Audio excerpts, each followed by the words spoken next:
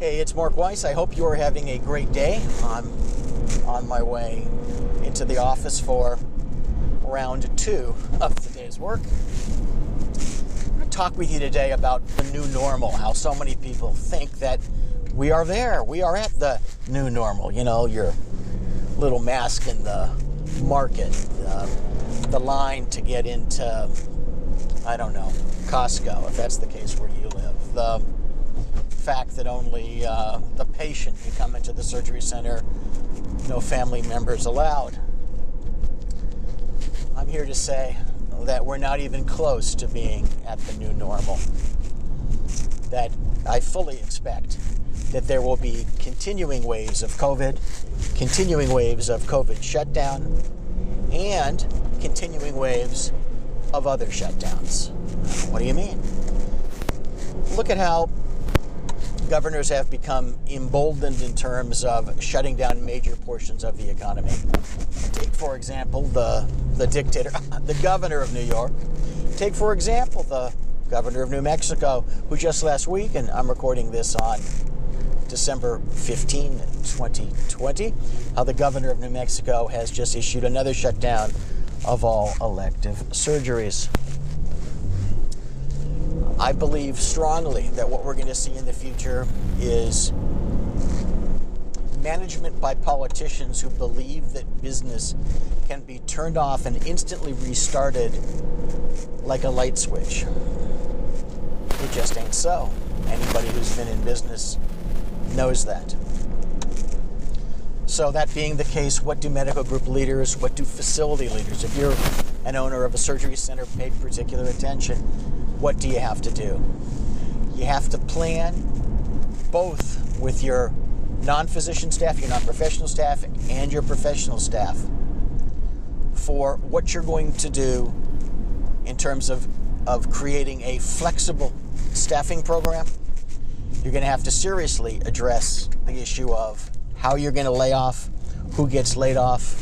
You're going to have to look at revising services agreement that perhaps foolishly promised people a, quote, equal share of the work when there may be not enough work, even if you equally shared it to stay in business, and on and on. You're going to have to prepare for paying rent when there is no income, or you're going to have to be prepared to renegotiate deals with your landlords to address the fact that there will be repeating and reoccurring events where there is no income. All that, my friends, is the new normal. Bad flu season, shut them down. Kids with measles, shut them down. Most of you, well, some of you, may not like to hear this. Maybe I'm wrong. But while you can plan for the best, you should understand that the worst might occur. Taking that into consideration these days is the smartest move. Taking that into consideration goes beyond the sort of operational types of things within a group or a facility. It also reaches out to the valuation of your business itself.